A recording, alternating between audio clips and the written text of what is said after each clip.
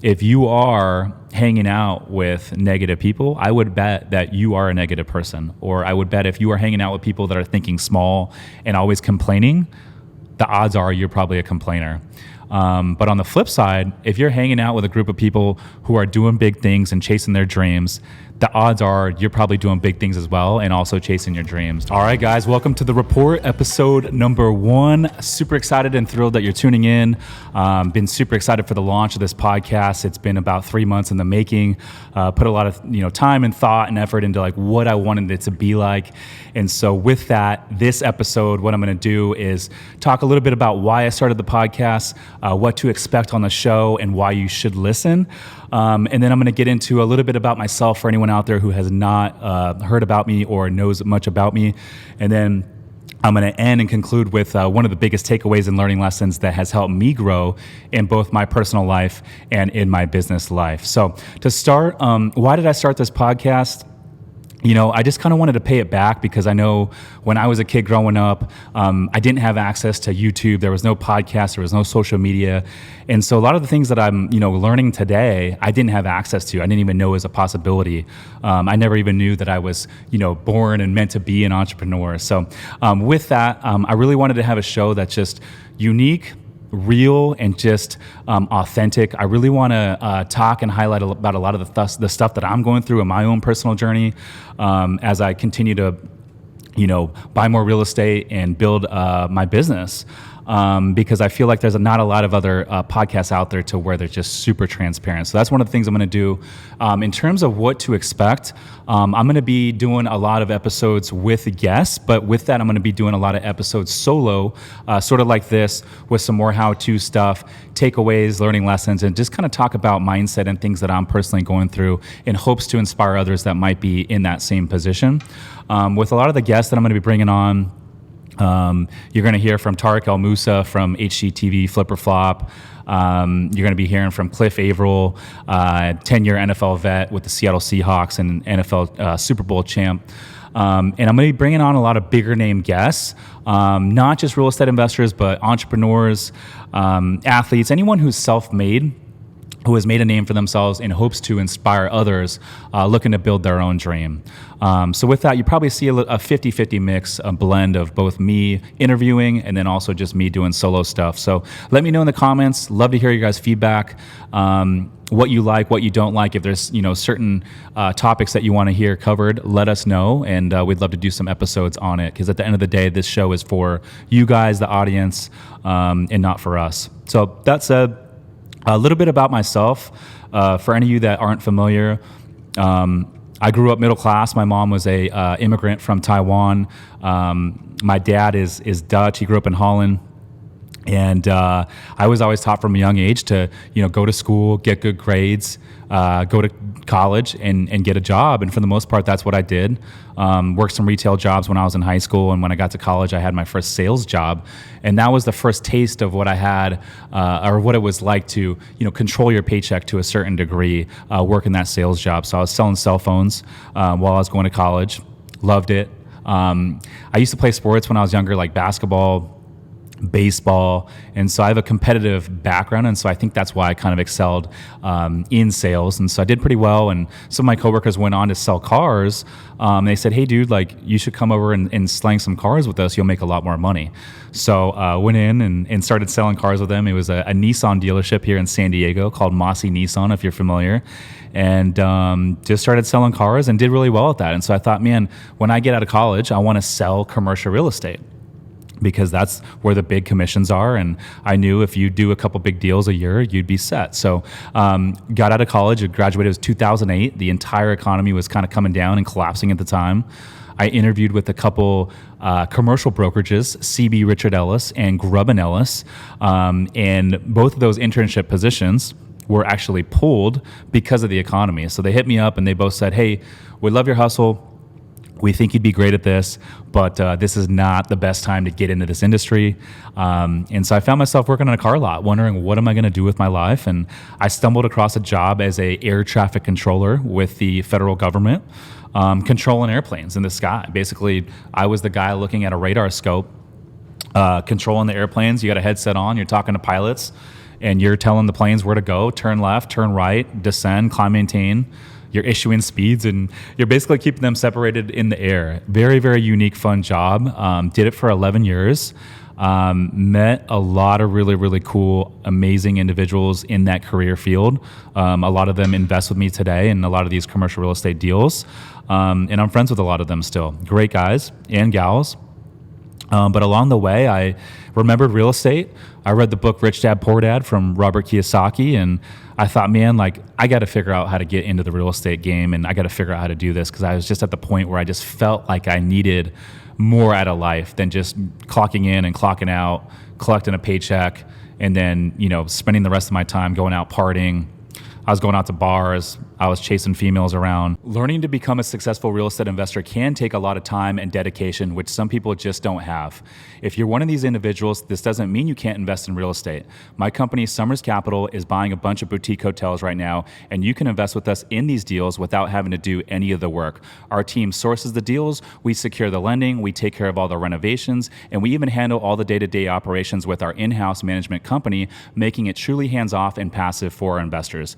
If you want to learn more to see if we can help you, go to summerscapital.com/invest to book a call with our team. Again, that's summerscapital.com/invest. Now back to the show.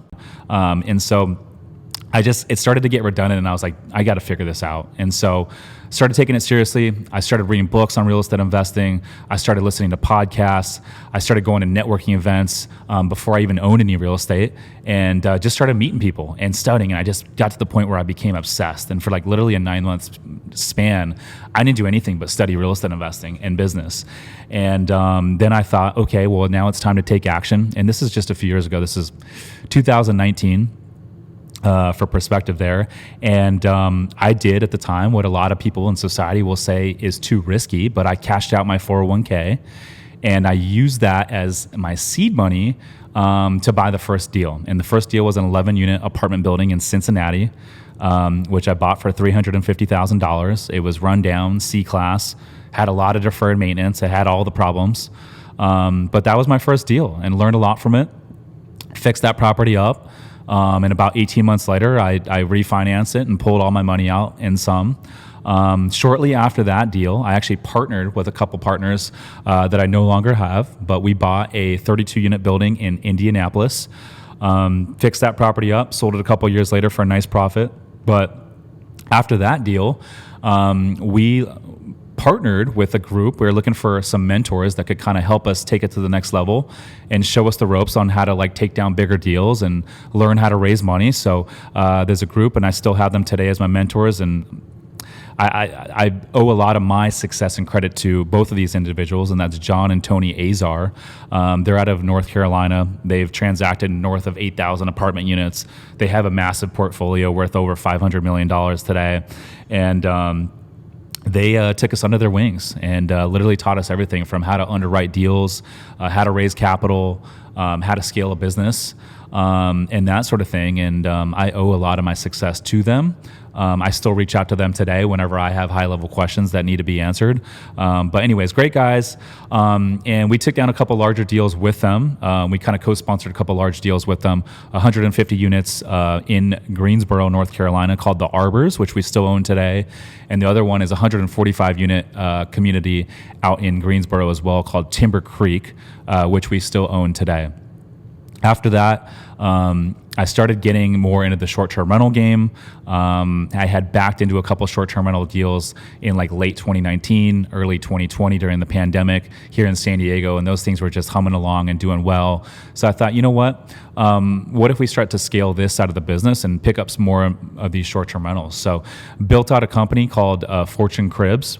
And what we do with that company is basically an in-house management company, to where I use it to manage not only my short-term rentals, but also for select third-party owners on a case-by-case basis.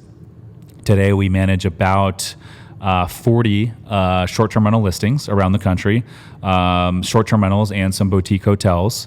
And recently, a few months ago, closed on my first boutique hotel, 10-room hotel up in Northern California, beachfront, and using the management company to actually manage this hotel remotely, free of on-site management, kind of with the self-check-in, self-checkout model, which allows us to operate these properties a lot more lean.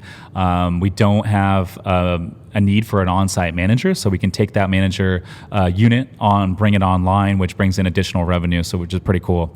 So that said, recently, a couple months ago, I decided to break up my partners. We're no longer aligned in terms of vision and where we're going tomorrow, and so I decided it would be best to kind of split up and do my own thing. So since then, we moved into a new office, which is where I'm recording this right now. This is the new podcast set that we built out in recording studio. And it's a nice office space here in downtown San Diego, Little Italy neighborhood, if you're familiar.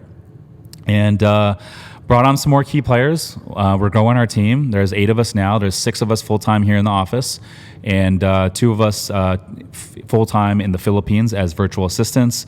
But that's kind of the business in a nutshell, and we're going all in the boutique hotel space. We're going to be buying a bunch of hotels over the next 12 months. We have a target to buy $25 million worth of boutique hotels, well-located assets that are underperforming, where we can shut down these properties, do full renovations, and relaunch and rebrand them, and kind of force our equity that way and our appreciation. So that's kind of what we do, or what I do in a nutshell, and that's kind of my story. And what I plan to do with this podcast is obviously ask all the tough questions to the guests that come on, a lot of their learning lessons and takeaways, but also be fully transparent with you guys in terms of like what I'm going through and challenges that I'm facing in terms of like business and real estate and that sort of thing. So excited to be sharing all that stuff with you guys. But with that, I wanted to share with you guys, one of my biggest takeaways that has kind of helped me get to where I'm at today. And that is really, the idea that, you are the sum of the people that you hang out with. And there's a lot of truth to that statement. There's a lot of negative people out there, judgmental people, a lot of people that aren't chasing their dreams.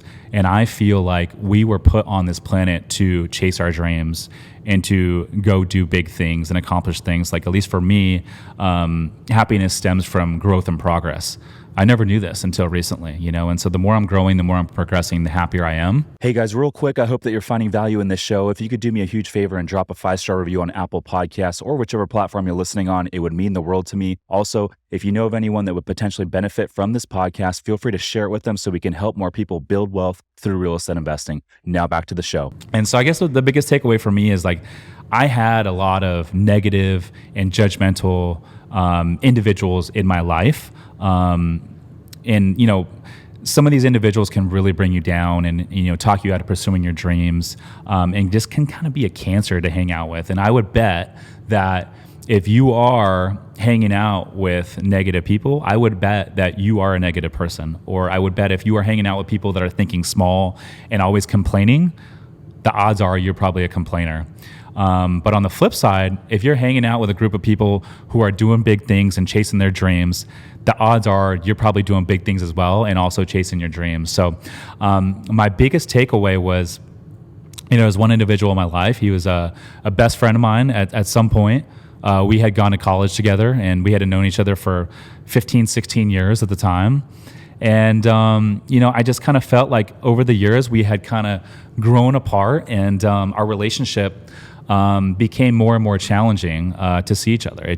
I would walk away from these outings feeling like, man, like I don't really feel uplifted, or I kind of feel down on myself after hanging out with this individual. And he was dating a new girl at the time who was, super negative and judgmental. And I just didn't get a good vibe, from the way they tip people when we go out. They would short people, just don't really have an abundance mindset and more so of a scarcity mindset. And so with that, I decided, like I need to pivot this relationship out of my life. And it was a tough decision because I had known this individual for so long, but I put a stop to it. And, it's been almost 2 years now since we've hung out.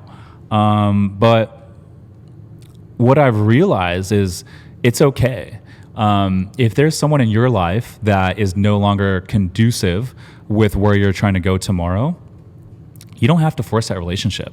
You don't have to continue to hang out with them all the time. Maybe you limit yourself with how much time you spend with them, or maybe you completely cut them out of your life like I did. And it sounds a little bit cold, but at the end of the day, like, we're on this planet for only so long, and life is short. Like, I could die tomorrow, you could die tomorrow. And so when you think of it that way, it's like, you don't want to spend your time, when time is our most valuable asset, with those who are no longer conducive with where we're going tomorrow. And so I would encourage you, or anyone out there listening, that if there is someone in your life right now that is no longer aligned with where you're going tomorrow, to take action and pivot out that relationship. Because I'll tell you right now, what you'll learn is you'll actually replace that person with someone else who's more aligned with where you're going tomorrow. You share more common interests. They're going to continue to motivate you. They're going to help you level up and get to the next level. And so that's what I did. I started hanging out with other people, and I started hanging out with people that are doing big things in the real estate space. And that's really helped me propel to where I'm at today. So just wanted to share that takeaway with you guys. That's it for the first episode. Appreciate you guys. Thank you for tuning in. Love you all. I'll see you in the next episode, and peace.